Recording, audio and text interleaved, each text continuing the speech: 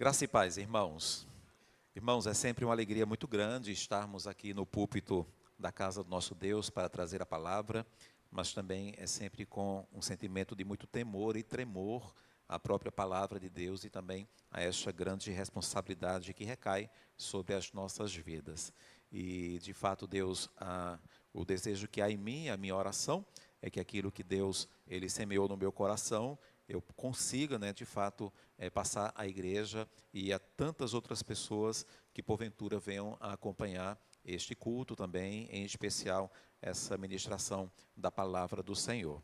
Eu quero convidar você então a abrir a palavra de Deus no Evangelho de Lucas, no capítulo de número 19. Lucas 19, eu quero ler a partir do versículo 28 até o versículo de número 44.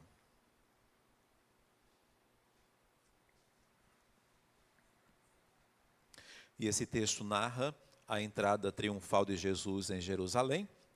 E como você bem sabe, de forma muito simbólica, seria uma representação, do dia de hoje, que nós estamos vivendo deste domingo, que é o domingo que antecede a sexta-feira da paixão, do sacrifício de Jesus na cruz do Calvário, também conhecido, em alguns meios como Domingos de Ramos, que é uma referência exatamente ali à entrada de Jesus em Jerusalém. Então, Lucas, capítulo de número 19, a partir do versículo de número 28 até o versículo de número 44, a palavra do Senhor nos diz assim: E dito isto, prosseguia Jesus subindo para Jerusalém. Ora, aconteceu que, ao aproximar-se de Betfagé e de Betânia, junto ao Monte das Oliveiras, enviou 2 de seus discípulos, dizendo-lhes: Ide à aldeia fronteira, e ali, ao entrardes, achareis preso um jumentinho que jamais homem algum montou, soltai-o e trazei-o. Se alguém vos perguntar, por que o soltais? Respondereis assim, porque o Senhor precisa dele. E, indo os que foram mandados, acharam segundo lhes dissera Jesus. Quando eles estavam soltando o jumentinho, seus donos lhes disseram: Por que o soltais? Responderam: Porque o Senhor precisa dele. Então o trouxeram e, pondo as suas vestes sobre ele, ajudaram Jesus a montar. Indo ele, estendiam no caminho as suas vestes. E, quando se aproximava da descida do Monte das Oliveiras, toda a multidão dos discípulos passou jubilosa a louvar a Deus em alta voz por todos os milagres que tinham visto, dizendo: Bendito é o Rei que vem em nome do Senhor, paz no céu e glória nas maiores alturas.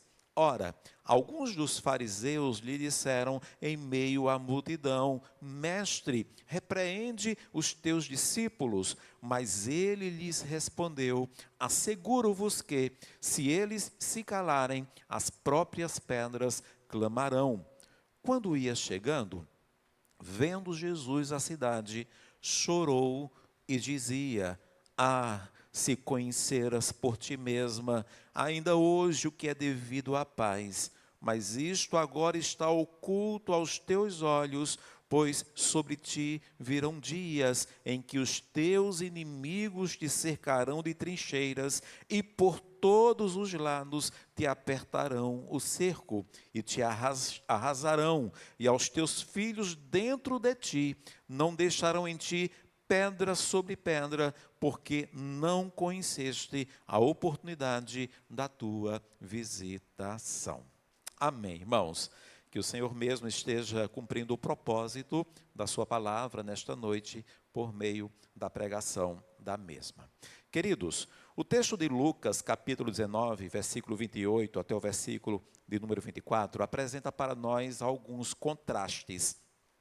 E alguns contrastes bem assim em paralelo, E eu quero nesta noite enfatizar justamente um desses contrastes. O texto começa dizendo que Jesus Cristo, vindo ali de Jericó, ele estava indo em direção a Jerusalém, né, para a cidade de Jerusalém. E essa atitude de Jesus, por si só, é uma atitude muito audaciosa, né, muito corajosa. Por quê? Porque nesse momento da história, já havia sido dado ordem, né, ali pelas autoridades hostis, né, a Jesus, na cidade de Jerusalém, já havia sido dado ordem por eles para que qualquer pessoa que soubesse do paradeiro de Jesus entregassem a eles, né, porque eles já queriam ali de fato prender a Jesus.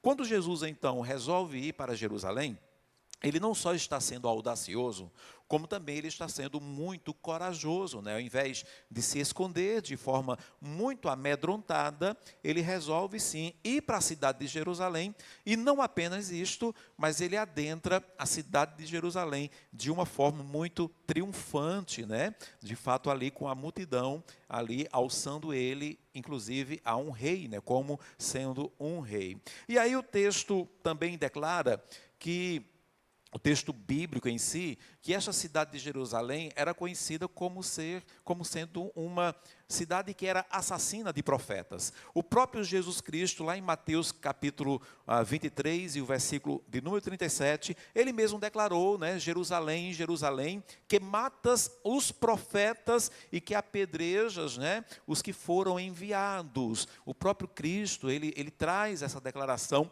corroborando de fato com este conceito, esta denominação acerca de Jerusalém, que era uma assassina de profetas, e era para lá justamente que Jesus então estava se encaminhando.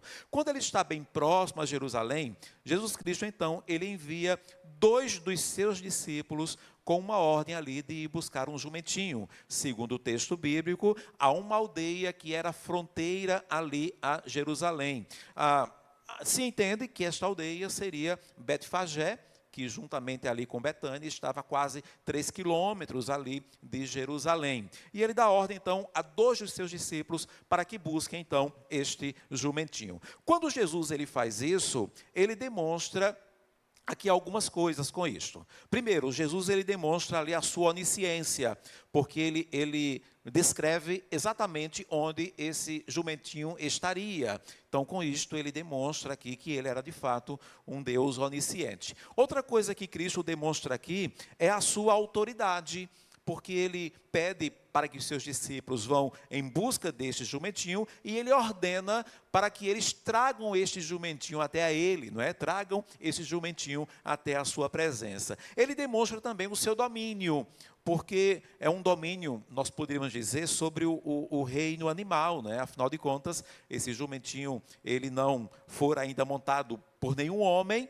e Jesus Cristo, então, seria o primeiro a montar este jumentinho. Mas, acima de tudo, quando Jesus Cristo manda buscar esse jumentinho, ele demonstra, né, acima de todas as coisas, que tipo de Messias ele era. E eis aqui, então, um primeiro contraste desse texto que nós lemos. Eu disse que era um texto que trazia vários contrastes. E eis aqui o primeiro deles, né? Porque ele demonstra, de fato, que tipo de Messias ele era. Porque Jesus entrar com um jumentinho, ou montado num jumentinho, na cidade de Jerusalém, isso era contradizer justamente a expectativa de um novo rei. Por quê, irmãos? Porque diferente dos reis terrenos, que sempre entravam em cidades, né, ali, montando ali animais vistosos, ou simplesmente em carruagens ali imponentes, principalmente ali após grandes vitórias, né, vitórias ali em meio a guerras, vitórias militares. Jesus ele vai entrar contrastando com isso, exatamente sentado sobre um jumentinho de uma maneira muito simples.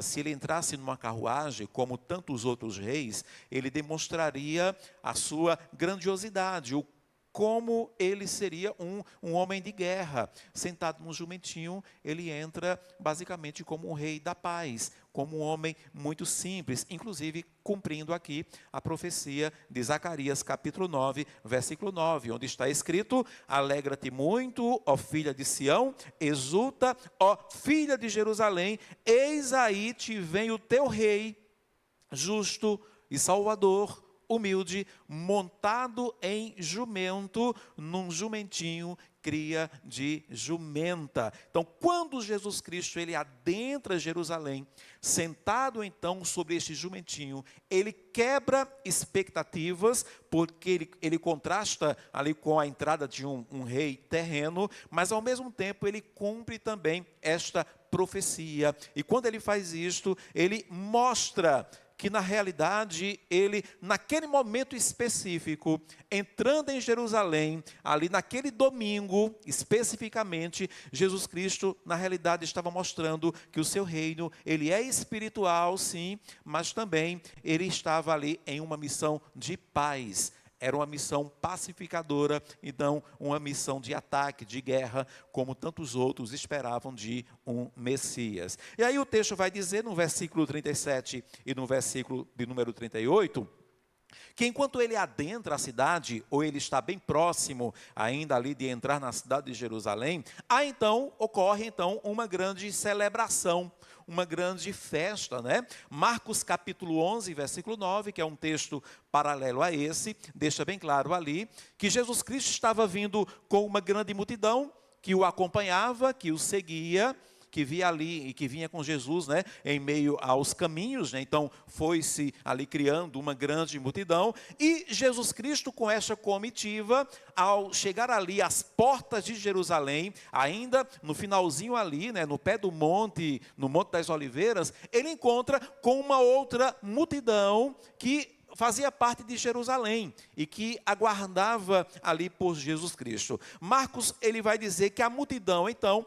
que subia com Jesus, e que era uma multidão, ao que tudo indica, uma multidão grande, a ponto de, inclusive, fazer com que os fariseus ficassem quietos, justamente por causa da grande popularidade de Jesus. Eles já tinham ordem para prender a Jesus, mas não queriam fazer isso, porque havia ali uma grande multidão sempre do seu lado. Ele era um homem muito popular, um mestre muito popular. Então, a multidão que subia com Jesus, que era uma multidão grande, encontra então a multidão que já estava ali em Jerusalém, e as duas multidões, então, diz o texto bíblico, formada ali por boa parte de discípulos de Jesus, que sempre lhe acompanhavam, não apenas os seus 12, né, mas tantos outros discípulos que sempre estavam com Jesus, e o texto deixa bem claro, eles começam a jubilar, eles começam a louvar a Deus, eles começam a salmodiar ao Senhor, e eles começam a declarar que Jesus Cristo é Rei.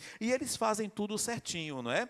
Porque eles dizem, bendito é o Rei que vem em nome do Senhor. E o próprio Lucas, no capítulo 1, capítulo 2, ali logo no nascimento de Jesus, ele declara que Jesus, ele seria o Rei da paz aqui entre nós. Mas aqui eles fazem direitinho, a paz seria a paz no céu, já que os homens não aceitaram a paz na terra, né, como ele declarou ali, como seria no seu nascimento, paz aos homens aqui na terra, a quem ele quer bem. Então, já que isso não aconteceu, a paz seria no céu, glória nas maiores alturas. Então, há uma grande celebração, há um grande louvor, eles declaram que Jesus Cristo é Rei, a ponto, inclusive, desta adoração, deste louvor, desta atitude, desta enorme multidão, ou dessas multidões, gerarem, inclusive, uma grande resistência.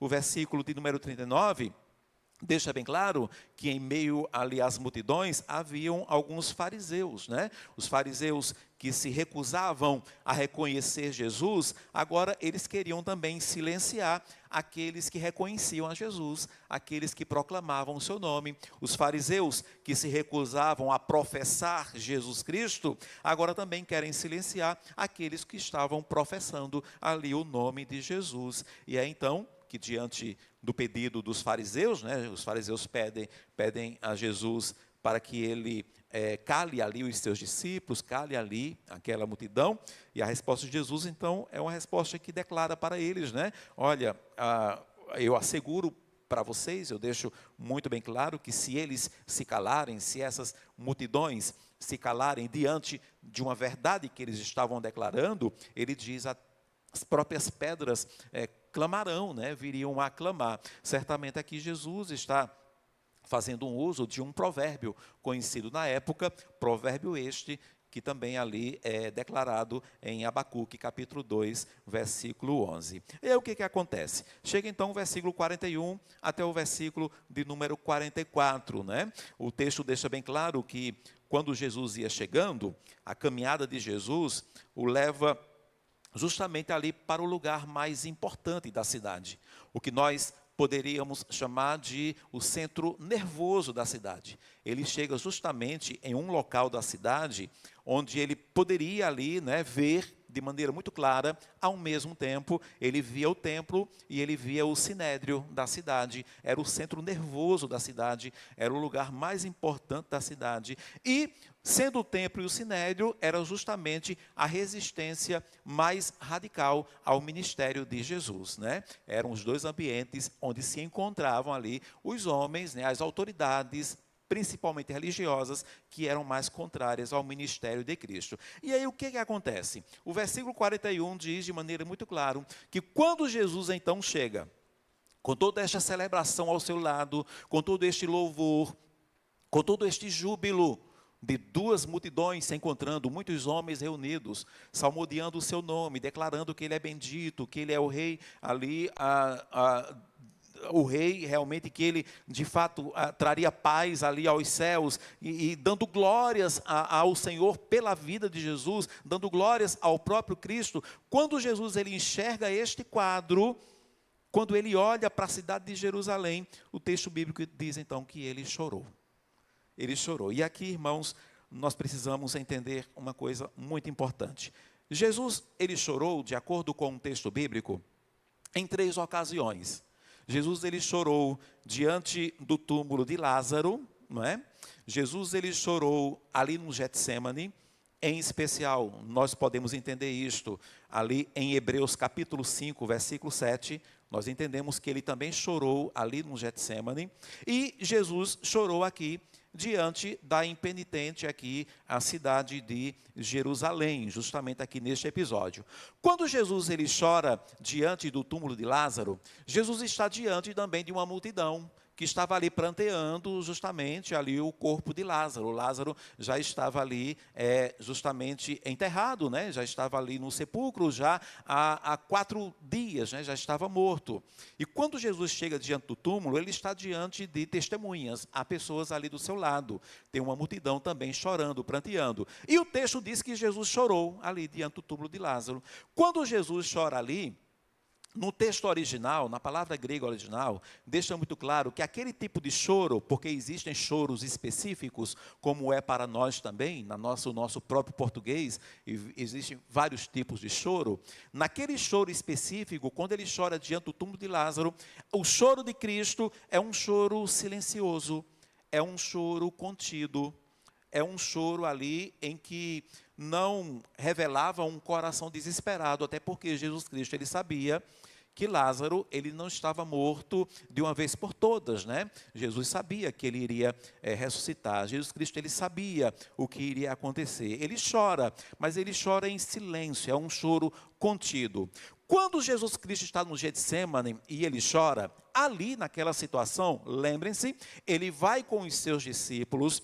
Parte dos seus discípulos, a maioria, ele deixa-os no lugar à parte, ele se afasta um pouco mais, com 3 dos seus discípulos mais íntimos, ele pega esses 3 discípulos, ele deixa um ambiente, e ele ainda se afasta um pouco mais, e sozinho, ali ele se quebranta, ele diz que sofre um momento de tristeza, que poderia lhe levar à morte. Hebreus capítulo 5, versículo 7, declara que Jesus Cristo, ele levanta um forte clamor, ele chora de uma forma ali, com muita angústia, com uma agonia profunda. Foi um choro ali em que ele realmente se entrega, é um choro bem mais forte, mas ele estava só. Mas ainda assim haveria um outro tipo de choro, que é justamente o choro que acontece aqui, quando ele está diante ali da cidade de Jerusalém. Mas lembremos-nos, rodeado de multidões, de muitos homens que estavam ali lhe cercando, né? A palavra grega para o choro de Jesus aqui é a palavra eklausen. E essa palavra eklausen, porque a palavra é utilizada também no Getsêmani, mas apenas como uma derivação, mas aqui é a palavra final mesmo, é Klausen, é mais do que chorar. Essa palavra é mais do que chorar. Jesus, ele não apenas verteu lágrimas, não foi um choro contido, não foi uma lágrima que se, ali, sabe, derramou-se da sua face, não foi aquele choro calado, aquele choro para si mesmo, não. Jesus, ele foi tomado por um forte lamento. Em outras palavras, essa palavra significa que Jesus Cristo, ele irrompeu em prantos. Ele chorou em alta voz, ele soluçou, ele gemeu. E lembremos-nos, desta feita, ele estava rodeado de muitas pessoas, multidões estavam ao seu redor, e ele chora de uma forma, e lembre-se que ele chorou, aí o versículo 42 diz, e ele dizia, se conheceras essas palavras que Jesus Cristo começa aqui a declarar, ele declara chorando de forma, sabe, muito forte, soluçando, gemendo, aquele choro que não segura, aquele pranto em alta voz, aquele choro que corta a voz, que faz, né, o queixo tremer. Esse foi o choro de Jesus aqui, e isso é no mínimo curioso. Eis aqui o nosso contraste, mas um contraste é apresentado aqui no texto, e é sobre esse contraste que eu quero falar um pouco nesta noite. Isso é no mínimo curioso, porque enquanto a multidão celebrava Jesus, enquanto a multidão jubilava ao Senhor Jesus, enquanto a multidão louvava a Deus, se alegrava, sorria, principalmente, diz o texto bíblico, porque eles foram testemunhas de muitos milagres e sinais de Jesus, estavam todos felizes, enquanto eles se alegravam muito, contrastando a isso, Jesus chorava.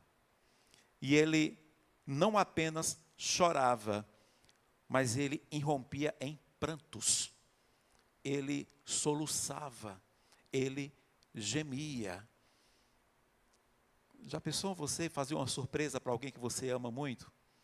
E essa pessoa começar a chorar de uma forma que você até se preocupa, né? Meu Deus, o que foi que houve? O que foi que aconteceu? Então esse contraste, irmãos, é no mínimo curioso. Porque quando Jesus viu este quadro desta cidade, ele caiu em lágrimas e ele chorou copiosamente. As lágrimas de Jesus foram tão profundas, tão dolorosas, que ele não pôde contê-las. Jesus, ele não interrompeu a alegria dos discípulos, como queriam os fariseus, né? Os fariseus pediram a Jesus, manda eles se calarem. Então, Jesus, ele não interrompeu a alegria dos seus discípulos, como queriam os fariseus, mas também ele não entrou no espírito daquela alegria. Ele não entrou no mesmo espírito da alegria dos seus discípulos, daquelas multidões. Todos celebravam, todos se alegravam, mas Jesus, ele chorava. Mas eu quero convidar você a notar algo aqui poderoso, algo poderoso. Jesus, ele chorou sim, e desta forma, como nós aqui declaramos, mas ele não chorou por si mesmo. Ele não chorou por ele mesmo, mas ele chorou pela cidade de Jerusalém. Foi pela cidade que Jesus chorou. Inclusive, ele diria, né, quando ele estivesse dentro de alguns dias, sendo levado para o Calvário, algumas mulheres israelitas, na beira do caminho, estariam chorando. E lá em Lucas capítulo 23, 38, Jesus declararia para essas mulheres, filhas de Jerusalém, percebam, como se fossem nascidas em Jerusalém, filhas de Jerusalém, não choreis por mim. Não chorem por mim, chorai antes por vós mesmas e por vossos filhos. Jesus não chorou por si mesmo, ele chorou pela cidade. E aí alguém pode perguntar, mas por quê? Havia uma festa, havia grande alegria, porque eu creio, irmãos, que para todos os lados que Jesus Cristo, ele olhava, ele encontrava motivos para chorar. Para todos os lados que Cristo olhava, naquele quadro em que ele se encontrava, ele só encontrava motivos para chorar. Quando ele olhava para o passado da cidade, ele via justamente uma cidade que tinha desperdiçado oportunidades. Ele mesmo vai falar no versículo de número 42, ele vai dizer: se conheceras por ti mesmo, ainda hoje, o que é devido à paz, mas isto está agora oculto aos teus olhos. E ele vai dizer ainda no versículo 44, na parte C, a última parte do versículo: porque não reconheceste a oportunidade da tua visitação. Então, quando Jesus olhava para o passado de Jerusalém, ele via uma cidade que tinha desperdiçado uma oportunidade, que não havia reconhecido o seu messianismo, que não havia reconhecido há alguns tempos atrás, não é? Que ele era de fato o Filho de Deus, que ele era o enviado do Senhor. Quando ele olhava para o futuro da cidade de Jerusalém, ele chorava também por um terrível julgamento que um dia cairia sobre Jerusalém, de maneira muito mais clara, e Jesus sabia disso, porque ele é onisciente, então ele já sabia disso. Dentro de pouco menos 40 anos, no ano 70 depois de Cristo, aconteceria o que nós conhecemos como a queda de Jerusalém, quando a cidade de Jerusalém seria saqueada e totalmente destruída. Totalmente destruído. O povo seria massacrado, o povo seria vendido como escravo. Por isso que ele declara aqui, no versículo 43, pois sobre ti virão dias em que os teus inimigos, e lembre-se, ele fala isso chorando, aos prantos, pois sobre ti, Jerusalém, virão dias em que os teus inimigos te cercarão de trincheiras, e por todos os lados te apertarão o cerco, e te arrasarão, e aos teus filhos dentro de ti, não deixarão em ti pedra sobre pedra. Jesus Cristo olhava para este futuro, quando Tito Vespasiano cercaria a cidade no ano 70, e o historiador Flávio Joséfo, ele vai declarar, não é, que houve os homens de Jerusalém, a cidade de Jerusalém, os habitantes de lá, eles morriam por três motivos: ou era ao fio da espada, ou morreriam pela peste, ou morreriam de fome. A cidade cercada ali pelo imperador Tito, ninguém entrava, ninguém saía, quem tentava entrar era morto ao fio da espada. O historiador Flávio Joséfo, ele chega a declarar que as mulheres de Jerusalém, as mães de Jerusalém, comiam a carne dos seus próprios filhos cozida, tamanha era a fome. A história vai dizer que quando Tito finalmente adentra a cidade, ele encontra uma multidão de corpos já em estado de putrefação. O historiador ainda vai dizer que nesta mesma época, na queda de Jerusalém, faltou árvores para construir mais cruzes, para crucificar os habitantes de Jerusalém. Diz que sobre as ladeiras de Jerusalém, o sangue corria como cachoeiras. Jesus Cristo olhava para esse futuro. E por isso que ele chorava. E ele olhava também para o presente. Ele olhava ao seu redor, para o seu presente momento. E ele chorava por causa disso. Jesus, ele sabia, irmãos. Ele sabia que embora aquela multidão estivesse declarando que ele era rei, embora aquela multidão estivesse louvando o seu nome, embora aquela multidão estivesse dizendo que ele era rei, de fato, de verdade, ele o é. Mas Jesus sabia da superficialidade de todos os louvores que ele estava recebendo. Ele sabia disso. Ele sabia que a mesma multidão que agora gritava: bendito é o rei que vem em nome do Senhor, essa mesma multidão, em 5 dias, na próxima sexta-feira, estaria gritando todos a uma só voz: crucifica-o. Ele sabia que a alegre procissão de entrada ali da cidade se converteria em 5 dias na triste procissão para fora, rumo ao Calvário, onde ele seria então crucificado. Agora adentravam com ele, sentado no jumentinho, todos felizes e alegres, jogando ramos, jogando ali as suas próprias vestes, para que o seu animal passasse por cima. Em 5 dias, essas mesmas multidões estariam levando Jesus, mas agora ele, não sentado no jumentinho, mas sim carregando a sua própria cruz até o madeiro, não mais coroado como um rei da paz, mas sim um rei em forma de zombaria, com uma coroa ali de espinhos. Por isso que Jesus, ele lamenta a terrível ignorância que seria a ruína de Jerusalém. Por isso que ele vai dizer no verso 42, Jerusalém, se conheceras por ti mesma. Ele diz isso aos prantos, ele diz isso soluçando, ele diz isso gemendo ali, em grande choro. Eles não conheceram o que poderiam ter conhecido. Entendem essa frase? Eles não conheceram o que poderiam ter conhecido. Jesus, ele lamenta a felicidade que eles tinham perdido. Jesus, ele chorou por pessoas que não o conheceram. Ele chega a dizer, porque não reconheceste a oportunidade da tua visitação. Você, Jerusalém, você teve alguém tão importante aqui no seu meio, durante 33 anos, você teve alguém tão importante, você perdeu, você não reconheceu a oportunidade da tua visitação, o tempo da tua visitação. Jesus chorou pela ignorância espiritual que levaria a cidade de Jerusalém à ruína. E aí eu me pergunto, e pergunto também à amada igreja, Jesus ainda choraria hoje? O que você acha? Eu creio que ele ainda não choraria por si. Eu ainda creio que Jesus ainda não choraria por si. Mas eu creio que ele choraria sim por aqueles que ainda não o conhecem.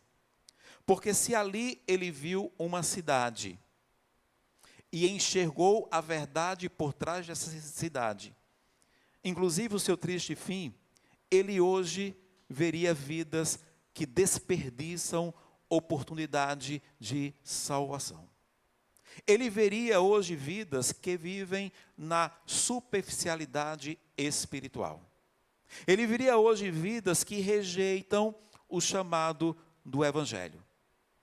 E aí eu quero falar um pouco para você que é um descrente, para você que não é um crente em Cristo Jesus ainda. Você pode até se perguntar, e o que tudo isso tem a ver comigo? O que tudo isso tem a ver comigo? Talvez você seja, querido amigo, querida amiga, talvez você seja como Jerusalém. Olhando para o seu passado, quantas oportunidades você já teve de se aproximar de Deus? Quantas?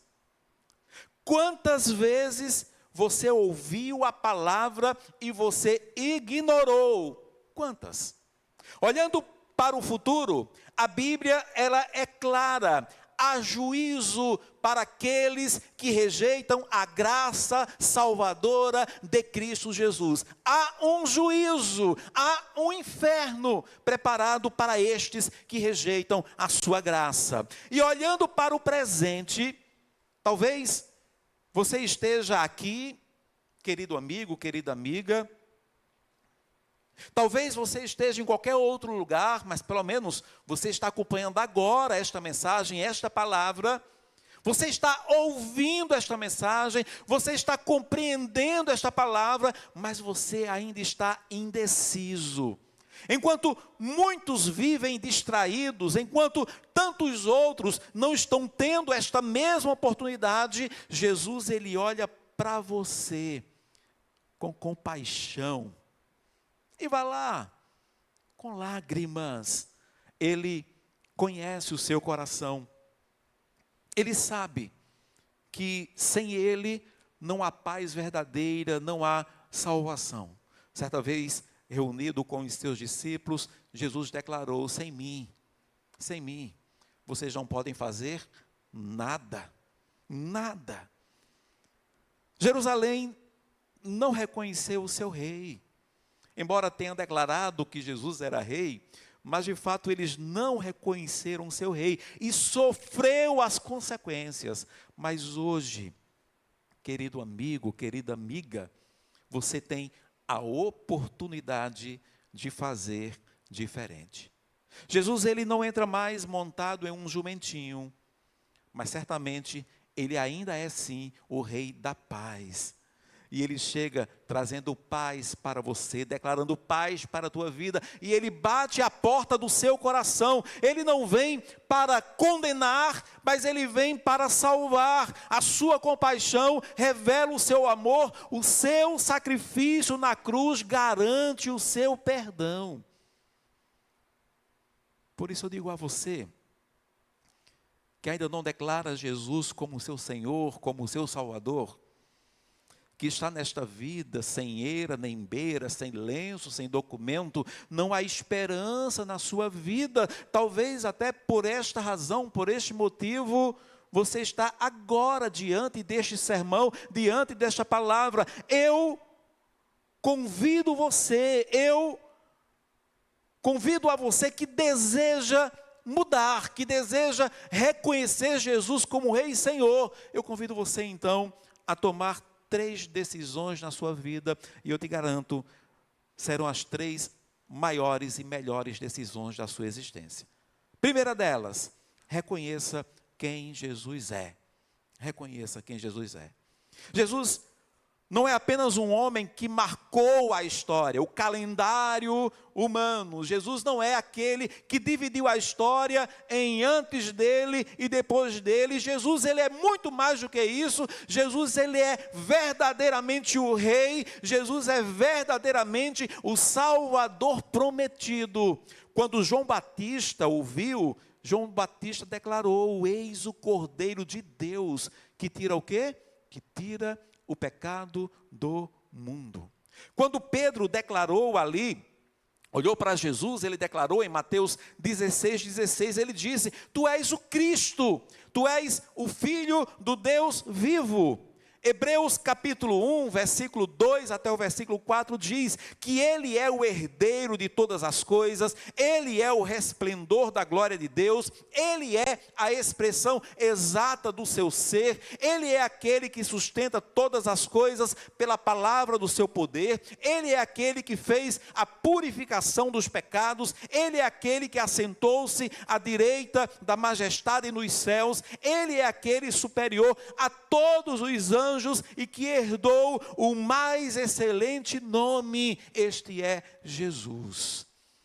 O processo de salvação começa quando reconhecemos quem Jesus realmente é. E eu convido você nesta noite, reconheça quem é Jesus. Reconheça. Você quer mudar de vida? Você quer passar por uma transformação? Está cansado desta lida? Reconheça quem é Jesus. Em segundo lugar, arrependa-se sinceramente. Arrependa-se de todo o seu coração. Abandone o pecado e reconheça que você precisa do perdão de Deus. Isaías 55, versículo 7 diz: deixe o ímpio o seu caminho e se converta ao Senhor. Atos capítulo 3, 19 diz: arrependei-vos, pois, e convertei-vos para serem cancelados os vossos pecados. 1 João 1,9 está escrito: se confessarmos os nossos pecados, Ele é fiel e justo para nos perdoar os pecados e nos purificar de toda injustiça. Arrependa-se sinceramente. Reconheça quem Jesus é, de fato e de verdade.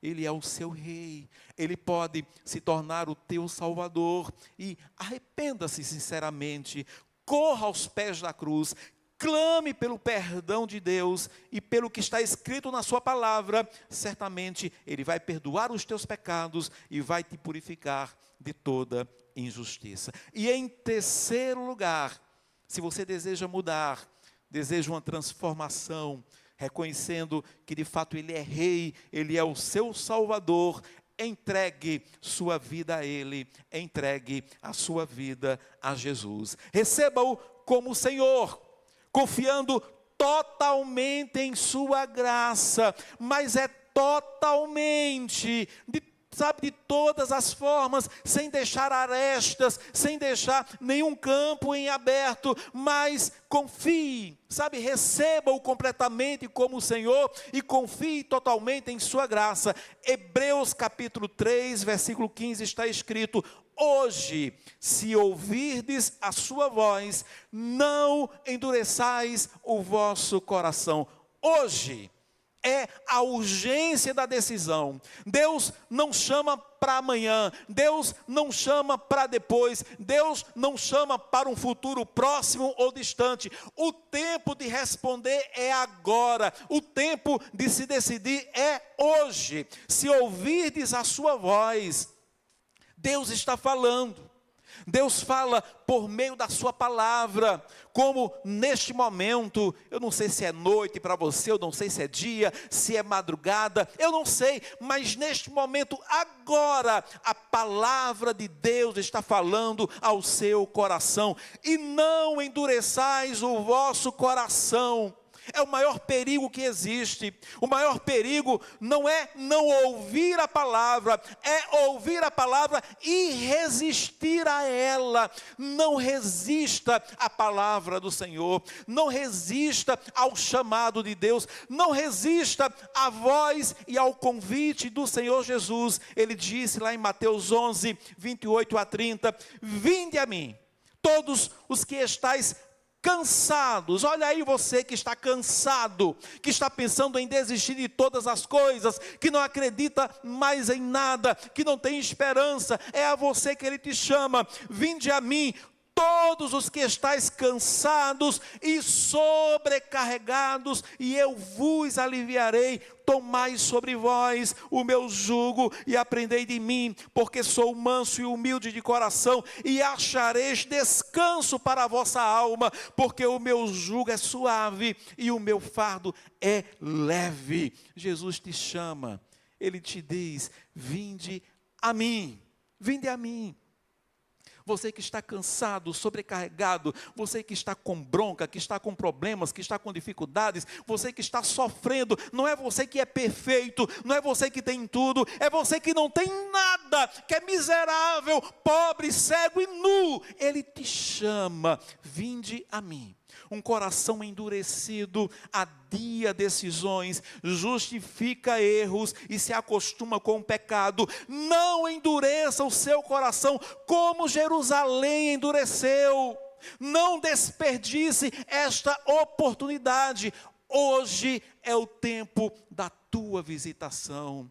Jesus Cristo, Ele te visita hoje, Ele passa por ti hoje. Reconheça quem Ele é, reconheça quem é Jesus, e Ele é o teu Rei, Ele pode se tornar o teu Salvador. Arrependa-se sinceramente e entregue a sua vida a Ele. Enquanto muitos celebravam, de acordo com o texto que nós lemos, contrastando a isto, Jesus chorava.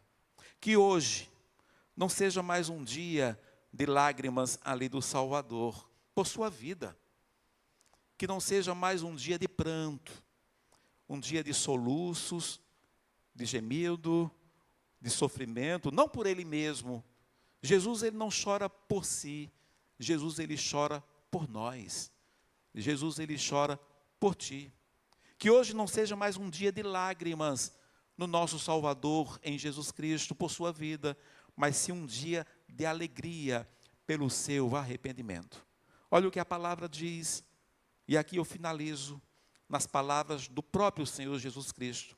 Lá em Mateus capítulo 15, versículo 10, disse Jesus: assim vos digo que há alegria diante dos anjos de Deus por um pecador que se arrepende. Você percebeu bem o que diz o texto bíblico? Jesus Cristo, Ele não declara que quando um pecador se arrepende, reconhecendo quem Jesus é, pedindo perdão a Deus, entregando sua vida a Ele, Jesus não está declarando que quando este pecador se arrepende, ele passa por uma conversão, se entrega ali a Jesus Cristo, Ele não declara que há alegria nos anjos. ele não declara que há alegria nos céus. Tampouco ele declara que há alegria na igreja. O texto diz que Jesus Cristo declarou que quando um pecador se arrepende, há alegria diante dos anjos de Deus. Se é diante dos anjos, quem está diante dos anjos é o próprio Deus. A alegria é em Deus. Deus, ele se alegra. Que hoje não seja um dia de lágrimas no coração do nosso Deus, mas sim um dia de grande riso, de grande alegria. Reconheça quem Jesus é. Arrependa-se sinceramente. Entregue sua vida a Ele. Eu gostaria de orar por sua vida. Onde quer que você esteja. Se neste momento a palavra do Senhor está tocando no seu coração, quero convidar você que não é um crente. A igreja vai fazer isto agora também. A igreja vai entrar em um momento de intercessão. A igreja vai fechar os seus olhos. A igreja vai interceder, acreditando no poder da palavra. Mas eu quero orar por sua vida. Onde quer que você esteja, feche os seus olhos. Põe a mão no seu coração. Reveja a sua própria existência, a sua própria vida. Pare em meio às festividades superficiais dessa existência. Você tem sorrido em alguns momentos, mas quando você está só, a verdade vem à tona. Só você e Deus sabe o que se passa verdadeiramente no seu próprio coração, no seu íntimo. Você vive momentos de tristezas, você vive momentos de ilusão, você por muitas vezes tem pensado em desistir. Talvez as pessoas ao seu redor só enxerguem o sorriso, mas há uma verdade dentro em ti. Talvez como Jesus o fez, você enxergue de fato e de verdade o seu próprio passado. Quantas vezes que Cristo te chamou, quantas palavras que você ouviu, até o dia de hoje você o ignorou. Talvez você já comece a vislumbrar o futuro. O que será da sua vida no amanhã? O que vai ser da sua vida se você continuar nessa mesma existência, da mesma forma? Você olha também para o seu presente e você não encontra nele nenhum tipo de satisfação. Jesus te chama. Jesus diz para ti neste momento: vinde a mim. É você mesmo que está cansado, que está sobrecarregado. E diz o Senhor: eu te aliviarei. Põe a mão no seu coração, onde quer que você esteja. E neste momento reconheça quem Jesus é. Ele é o teu Rei, Ele é o teu Senhor. Ele pode te salvar. Em nome de Jesus, confesse o seu pecado a Ele. Arrependa-se sinceramente e entregue a sua vida a Jesus. Eu quero orar por você neste momento. Eu clamo a Ti, ó Deus, que pelo sangue do Teu Filho Jesus Cristo, Tu transformes, ó Deus, esta palavra em uma rica oportunidade para tantos outros, que nós talvez não conheçamos, mas que porventura ouviu ou assistiu a esta mensagem, Deus. Para estes, ó Deus, que estão tocados por Tua palavra, não a palavra do homem, mas a palavra de Deus viva e eficaz. Eu te peço, Jesus Cristo, que Tu libertes a este, libertes a esta das algemas do inimigo. Tira as escamas dos seus olhos para que vejam. E que o Senhor, neste momento, chame para a Tua maravilhosa luz. Salva, Jesus. Transforma, converte, alivia, muda esta vida, Senhor, com um poder que só Tu podes fazer, Pai. Traz, ó Deus, para esta alma sofrida alívio. Traz, ó Deus, para este que está desesperado, ó Deus, uma verdadeira esperança. Que Jesus Cristo, neste momento, possa resplandecer na vida deste ou desta que ouviu a tua voz, a tua palavra. Eu clamo assim, Deus, acreditando sim no poder da mesma, Deus. Acreditando que a tua palavra ela não volta vazia. Eu te agradeço, Senhor, e eu oro em nome do teu Filho Jesus Cristo. Salva, converte pelo teu sangue, Jesus. Amém e amém. Eu quero solicitar